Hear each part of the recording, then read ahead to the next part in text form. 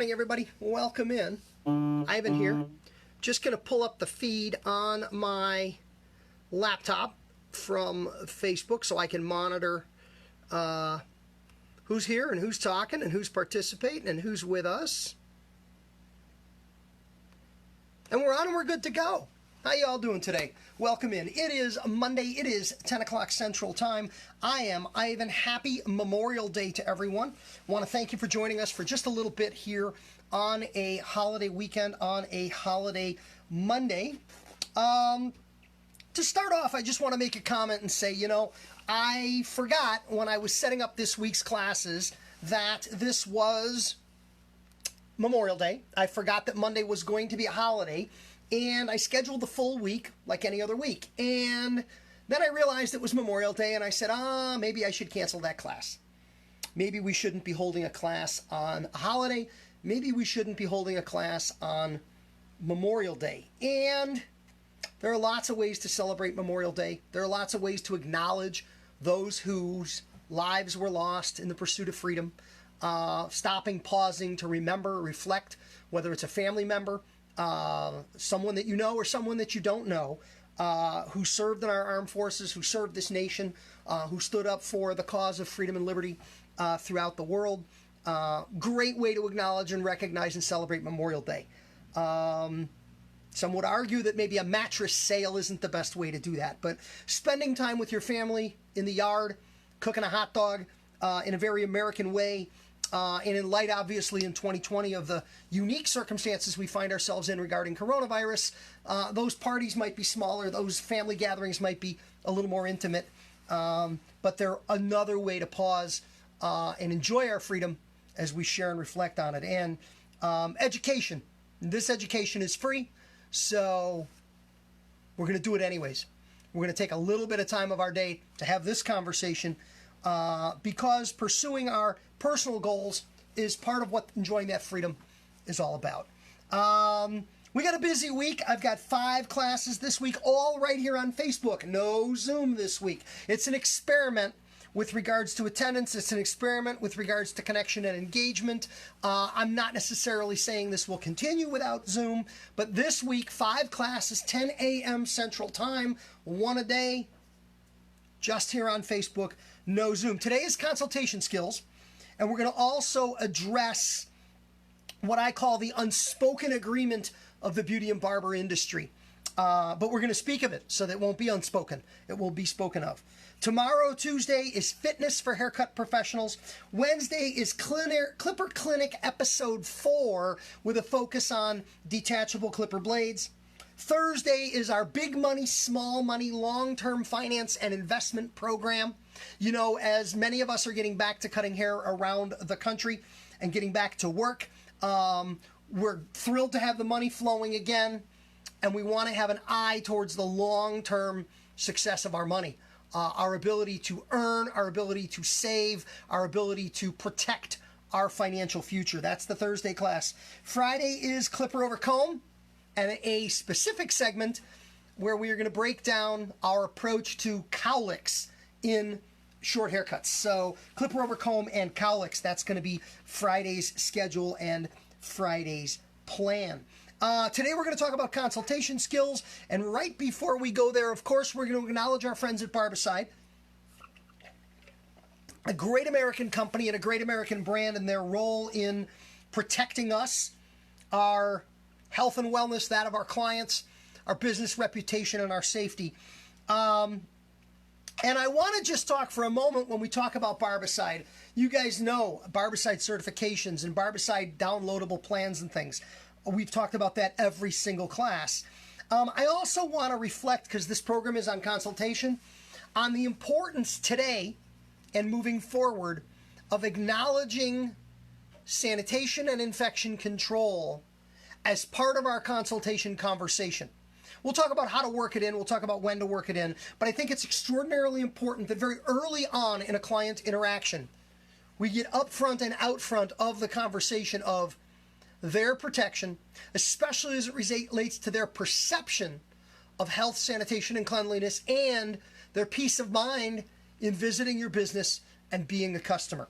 I don't think we can put too fine a point on just how important that client perception is and how important it is that they feel comfortable and confident in choosing to patronize you and your business. And I think you'd all agree with me. And Barbicide plays a huge role in that confidence conversation. Thank you. Thank you, Barbicide. All right. Consultation. Let's get out in front of why. Why is consultation so very important? You know, we talk about it in schools and we talk about it in classes, and there are classes on consultation. That's what this is going to be. Why is it so important?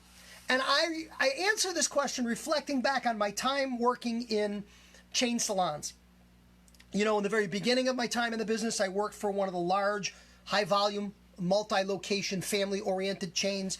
Later in my career, again, I worked for some of those chains. And even later in my career, I've done a great deal of consultation with chain salons. And I always believe there's a great deal that every haircutter in our industry, any haircutter in our industry, independent haircutters in our industry can learn from the ways in which chains operate, the things that chains do, and the stuff that chains know. By virtue of the incredible volume of their businesses, the number of units that they have, and the number of customers that they see, chain salons possess just a ton of really, really great information. One of the pieces of information that I enjoyed knowing about, digging into a little bit, and leveraging, using, because information is great, but if you don't use information, just what's really the point in having it? Using this information was what we called the redo book. And the redo book was a 3-ring binder back in my day. Now today, there may be chain salons that do this very differently. But back in my day, it was paper and a pen in a 3-ring binder. And the rule was anytime anybody ever presented themselves back in the shop after a haircut for a fix, a correction, what we called a redo, any form of redo, we were required to get out this piece of paper, take it out of the pocket of the book, and fill it out. Their name, all their contact information, the time and the date and the operator who served them, and what was wrong with the haircut and what we did to fix it. Now this was anything. Somebody comes in and says, my sideburns are uneven. Somebody comes in and says, I wanted it shorter. Somebody comes in and said, my bangs, they're not straight. Whatever. Whatever an error was in a haircut, we documented it. And the purpose of this was to look for patterns. The purpose of this was to identify opportunities for improvement within our business and within the individuals who were providing services within our business. And what I can tell you from all of that data gathering, because we would look at the redo book, we would review the redo book, we would sort them by particular problems, we would sort them by particular operators, we would sort them by days, dates. Hey, we were very busy one day. Did we get sloppy? And we would look for patterns and we would look for information that could be used to do better. And one of the things I can tell you is when we dug deep into our redo book, almost without question, 90% of the time, 9 out of 10 redos, 90% of the situations in which somebody presented themselves back for a problem with a haircut, 90% of the time it could be traced back to an error in consultation, an error in understanding, a misunderstanding between the client and the service provider about what was the goal. A haircut that walks out the door, oh, I wanted it a little shorter, that's a consultation error. And often that was the case. So it really came down to the notion that everything starts with the consultation.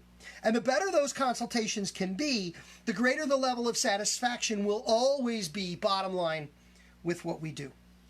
So that's why is consultation important. What I want to do now is I want to pause and I want to take a step forward in this. And I want to break the why down into 2 categories. Why is consultation important for the client? And why is consultation important for the haircutter? Let's talk about the client first. It's real simple. The important thing to remember here is there's a difference. A consultation is important for a client differently than how and why it is important for the haircutter. And I think that's crucial to understand. We don't always have the same goals. We're not always working towards the same objective. And when we recognize this, we can attempt to address both objectives, both my objectives as the hair cutter and the client's objective as the service receiver. Number one, let's talk about the client. Why is consultation important to the client? What do we hope to accomplish from the client's perspective? The simple answer to this is, from the client's perspective, they want a better haircut. They want the best possible haircut they can enjoy under the circumstances and based on the situation. The client's goal for the consultation is to have the best haircut that they possibly can. That's their investment in it. They want to make sure you, the hair cutter, totally understand what it is that they want, and they want to feel confident that you, the hair cutter, can deliver on that request. Fairly simple. They're looking for a better haircut, and they're looking for that Vulcan mind meld, that Star Trek. You and I are on the same page, understanding the same thing. What is the hair cutter looking for? And I think this is where it gets kind of interesting as a conversation. And here's what I mean. Pause for just 1 second. I'm booting up my laptop so that I can be monitoring the Facebook feed. This is where we get into what I call the unspoken agreement. This agreement between the hair cutter, service provider, and the client. And I'm going to ask a question rhetorically. I want you to think about the answer. And I know because of the lag time here connecting and communicating through Facebook, we don't really have the opportunity to answer those questions in the moment in the same sense that we do in other situations. But why are we cutting hair? What is the purpose of a haircut? What do we hope to gain from a haircut? Why are we doing this haircut?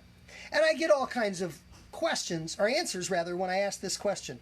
We're doing the haircut for people will look nice. We're doing the haircut to make people happy. We're doing the haircut for money. There's lots of reasons. And at the end of the day, the reason we're doing a haircut is to earn the right to do the next haircut. The reason we do haircuts is to earn the right to do the next haircut. And this is important because we have an unspoken agreement with a client. We've never had this conversation with a client. Few of us ever have. Perhaps we should. But when a client sits down in our chair, we don't discuss this. But I want to put words to it now so that we can understand it. In my 33 years in the industry, on one or two occasions, I have come across a situation in which haircuts are paid for up front. You pay for the haircut before the haircut. You pay for the haircut before the service is rendered. It doesn't happen very often. It's few and far between, but I have seen it. Limited times, limited situations. Let's remove that from our conversation, and let's understand that the unspoken agreement we have with our customer is, Mr. Customer, Mrs. Customer, you are going to sit down in my chair. I am going to cut your hair. And when it's over, you're going to pay me. That's unspoken. We don't have that discussion. Have you ever had a haircutter say to you, show me the money? Do you have the money? Can I see the money before I cut your hair? We don't do that. We don't say to a customer, do you have the money? Can I see the money? Will you show me the money? We don't do that. We don't have that conversation. It's unspoken and it's agreed upon. It's a piece of American haircut culture, if you will. The unspoken, I will cut your hair and you will pay me when we're done. So what does that mean? If we don't discuss it, we don't speak of it, but we both understand it. What it means to me is this haircut, today's haircut, is over, finished, and paid for before it happens. Today's haircut is done before it started. Therefore, I would challenge the idea that the purpose of today's haircut is not today's haircut. It's overdone and paid for. The purpose of today's haircut is to earn the right to do the next haircut. I believe that's really important. The purpose of today's haircut is to earn the right to do the next one. If this one goes right, if this one goes well, if everything is done properly, if you like the haircut, as a result of what happened today, you will buy the next one. This is a mindset for us that I think is extremely important. This sets us up to behave and operate in a situation where every single thing we do is hyper-focused on getting the chance to do it again. That is a more important aspect of the haircut, almost than the haircut itself today. The purpose of the haircut is to earn the right to do the next haircut. If you like that idea, if you like that concept, throw me a thumb or make a comment on it. But I think it's important to be thinking that way. So from a client's perspective, the purpose of good consultation is a better haircut, an understanding on a haircut. From the haircutter's perspective, the purpose of a consultation is a happy customer who will let us do this again. A happy customer who will invite us to do the next haircut instead of inviting someone else to do that next haircut. That's the essence of it. The purpose of a consultation is to have a plan, to understand what the client wants, and then in our head to hatch a plan. Another purpose of good consultation for the haircutter is efficiency. If you clearly understand what the client wants, and you're able to formulate a distinct plan of how to execute that for the client, I think you can execute everything much more quickly. So there's an element of efficiency to good consultation. I'm a big believer that every little bit of extra time you spend on the consultation is time that you will save on the actual haircut itself, to a point. And we'll talk about that in a little bit, because there is such a thing as too much consultation. There is such a thing as too many questions. And we've all felt this from a client. So let's jump in to my consultation tips, my suggestions for better haircut consultations for haircut professionals. Number one on the list, and I know this sounds odd coming from Ivan. Number one on the list, slow down. Slow down. Take your time. Be patient. Again, I go back to the notion that every extra second that you spend on a consultation is time you'll save on the haircut itself. But slow the process down at the consultation. You can pick up the process when you start cutting hair, but slow it down on the consultation. Number two, never participate in a consultation with tools in your hands. You should never be holding tools when doing a haircut consultation. Picking up tools, holding a scissor and a comb in your hand, makes the statement, I am ready to cut. Until you have an absolutely clear plan, you are not ready to cut. You should not be holding tools. You should not be holding a comb, and you should not be holding a scissors. Do not pick up tools until the consultation is complete. I think that's very, very important. The next tip I want to offer up is pretty simple, and I want to make sure you can see it here when I demo it here, and that is, you don't ever want to do a haircut consultation. Listen carefully now. You don't ever want to do a haircut consultation without one of your butt cheeks touching your styling station. Now I'm going to say that again. It's an interesting concept. This was taught to me many, many years ago, a long, long time ago, when I first got into the business by a mentor of mine. They said, never do a haircut consultation without one of your butt cheeks on your station. And I want you to think about this. You do not do a consultation from behind the chair looking at the client in the mirror. That's not the way humans communicate. We communicate by looking each other in the eye.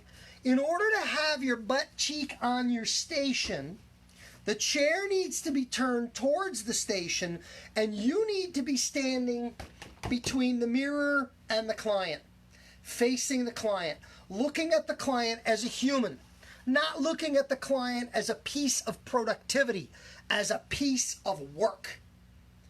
One butt cheek on the counter, looking at the client, listening to the client in a direct and one-on-one way. Interesting point. Try that out. Ask questions. I want you to ask questions of your client, and I want you to truly listen. Good consultation is about good questioning. It's about truly listening. It is about taking notes. I really think you should take written notes. Say something to the client. Say to the client, is it okay if during our consultation I take a few notes? I highly doubt the client's going to say no. I think you should ask, and I think you should make the point of asking, not for permission to take notes, but to make the client aware of the fact that you're taking notes. Download your notes. By download your notes, I mean either transcribing those notes later to a client information card or to a phone app in a client database or to a computer program, somewhere where you can save some of your consultation notes. I also mean don't take the notes in the moment on the phone or on the card or in the app. Take the notes on a yellow legal pad, on a tablet of some kind. Just write them down. Do them electronically if that works for you. But take the notes, later download the notes. I'm also a big believer in taking before and after pictures. Take the before picture, obviously during the consultation. Hey, is it all right with you if I grab a quick picture of your before? Simply hold up your phone, boop, done. That's it. No further discussion. We get real busy at the end of a haircut. Sometimes we forget to take the afters. Guilty. I know, we do it. But make sure you grab the befores. It'll help you put that face and that name together, especially in the case of a first-time client. When a client's been in on multiple occasions, perhaps the picture is not as important. But the consultation and the notes continues to be very important. Let's talk about what questions you ask. I think this is real important. I've got some favorite questions. Specifically in my category, I talk a lot about men's hair. I have two favorite questions for men's hair. My two favorite men's haircut consultation questions are, number one, how long has it been since your last haircut? Listen to the answer. How long has it been since your last haircut? Interval.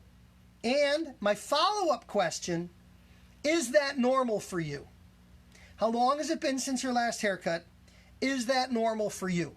Those are two great guy haircut consultation questions. In a lot of cases, I don't need to know more than that. How are we cutting your hair today? Same as last time. If I have those three answers, how long has it been since your last haircut? Is that normal for you? And same as last time, I'm good to go. Switch to baseball. Switch to talking about anything else. You're good. But be careful and listen to the answers. Listen to the answers. How long has it been since your last haircut? 4 weeks. How long has it been since your last haircut? A month. How long has it been since your last haircut? Well, it's been a month, but I had a wedding, so I had them cut it a little bit shorter than I normally do, and I wanted it to grow out because I wanted it to be perfect for the pictures, but I didn't want it to look too short, and I didn't want it to look like it was freshly cut. Do you notice the difference there? How long has it been since your last haircut? 4 weeks. That's 2 words. It's a word and a number. How long has it been since your last haircut? Month. That's 1 word. How long has it been since your last haircut? Blah, blah, blah, blah, blah, blah, yak, yak, yak, yak, yak, yak, yak. A freaking paragraph and a half. This gives you a lot of information.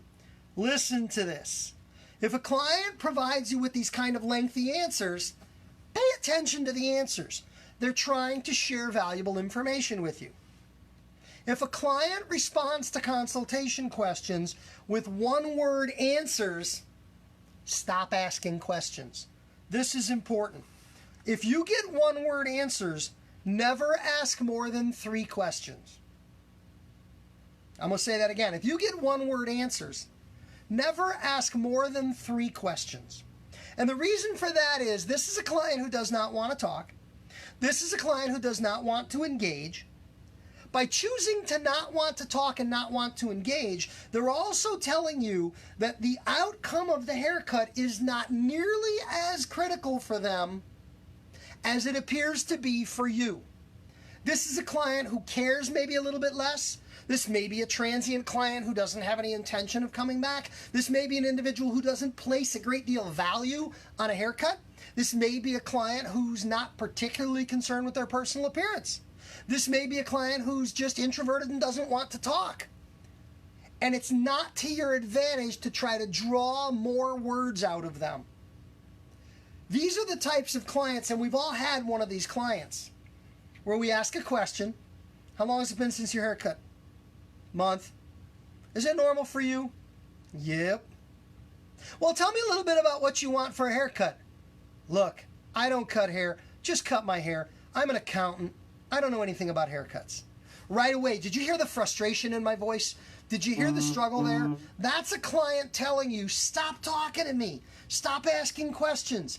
Just paid service provider, just cut my hair. And you want to be aware of that. You want to be conscious of that. And you want to respond to that in a professional way. So if you get one-word answers, no more than 3 questions. How long has it been since your last haircut? Is that normal? It's been about a month. Usually I go 6 weeks, but I had something coming up, so I wanted to get a haircut sooner. I know how much to cut. Yeah, it's been about a month, but I normally go every 3 weeks, but I was busy. I know how much to cut. What are we doing for you? Same as last time. How do you want your haircut? Short. Dangerous. Short. What does short mean? That one word short can get you in trouble. But I have a favorite follow-up for that question and answer. How do you want your haircut? Short. Okay. Well, short to me, my hair to me right now feels crazy long. Okay, that's my idea of short. That may be very different from my clients. So when a client says short, how do you want your haircut? Short.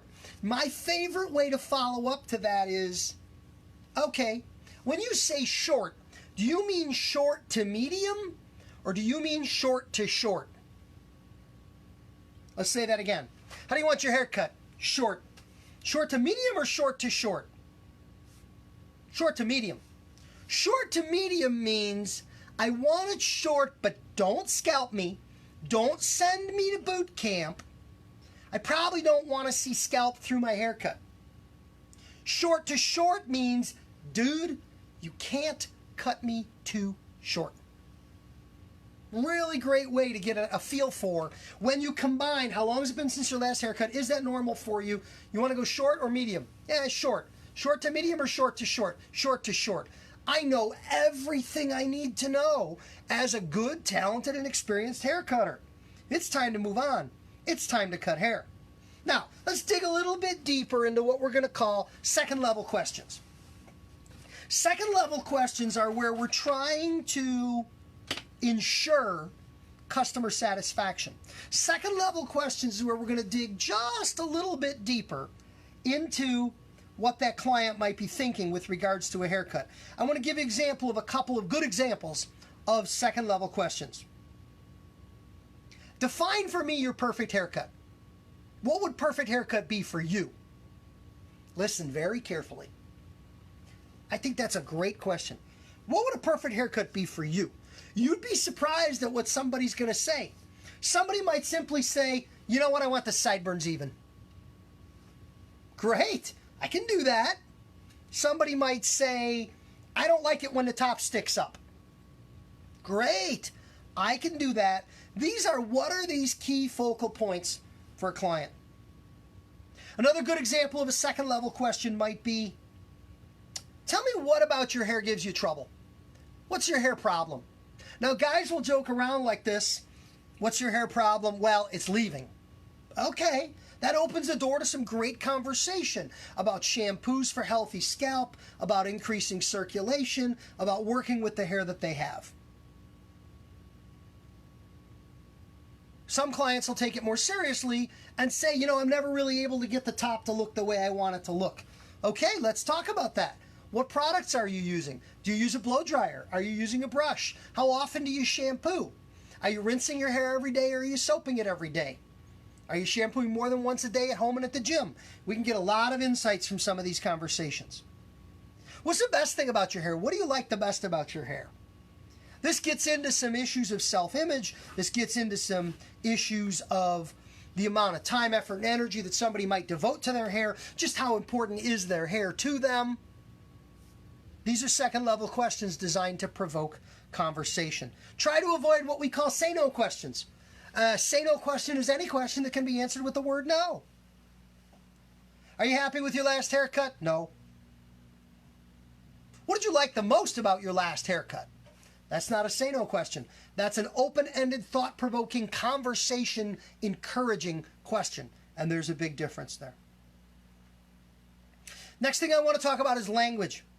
The language we use when we speak to our customers is extremely important. Language for guys is very different than language for women. Guys don't understand some of the hair language that we know so well from our time in cosmetology school or barber school. Words like texturize. Texturize. What exactly does that even mean? There's four-letter words.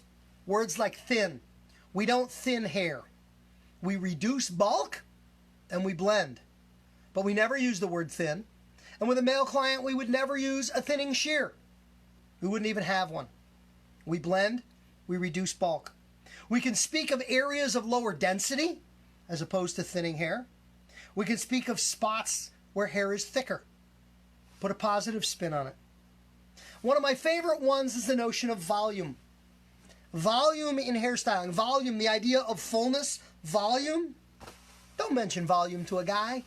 When you're speaking to a guy client, volume is the amount of noise coming out of the television. It has nothing to do with hair. Honestly, they just don't know what you're talking about. You're confusing them. You're making this whole hair thing kind of weird and tricky. And they're not really interested in participating in that. The last thing I want to address as it relates to consultation is the idea, what are the odds? What are the odds? What do I mean by that? What are the odds that we're going to get it perfect the first time? Probably pretty low. What are the odds that a first-time client is going to be absolutely, completely, and totally blown away? Well, the better we consult and the better job we do on consultation, the more we increase those odds. I want to talk about what I call the 3-haircut contract. The 3-haircut contract is an agreement, a discussion you would have with your client. You know, Mike, I appreciate you coming in today for a haircut. I want you to agree to 3 haircuts with me. I want you to understand that a first-time client visit is a gamble for both of us. You don't know me and I don't know you. I'm going to try very hard to understand what you want, and I'm going to do my best to deliver a haircut that meets and exceeds your expectations. And if I can get that right on the first visit, that's great for both of us. But it's possible we may need a second visit, because when you come in the next time, you're going to say, you know, I love my haircut, except one thing was not right, or except this could have been different, or except this could have been otherwise. Great. If you give me that second opportunity, I promise you the second haircut will be better than the first haircut. And truly, if you come in a third time, we're going to nail it. Give me 3 shots. If I cut somebody's hair 3 times, they're absolutely satisfied. Or, on the outside chance that I cut you 3 times and you're not, perhaps you and I need to find another haircut or another member of the team here that can be more able to deliver on your expectations. But 3 times the charm, you've heard that expression. But get a 3 haircut agreement from someone. Get out in front of it and say, look, finding a haircutter is a really magical thing. Finding a haircutter that understands you well and understands your hair and can deliver just what you're looking for is really special when it can happen. Let's you and I do everything we can together to give both of us the best opportunity to have you walk out of here with the best possible haircut that you can have. That's the goal of a consultation, is not only the best possible experience the client can have, but also for us to have the opportunity to do it again. And I think if you start out with the end game in mind, begin with the end in mind. Stephen Covey, 7 Habits of Highly Successful People. Begin with the end in mind. What's the end? The end is you come back for your next haircut. So let's start from the very beginning with a focus on that. I appreciate you dropping in today and spending a little bit of your time and a little bit of your day and a little bit of your holiday weekend with me and the discussion of consultation skills for haircut professionals. Thank you so much for joining. Thank you so much for being a part of this. We'll see you tomorrow, and we'll see you every day this week at 10 a.m. Central Time right here on Facebook Live for more education, information, engagement, and connection. Thanks for watching. Have a great day.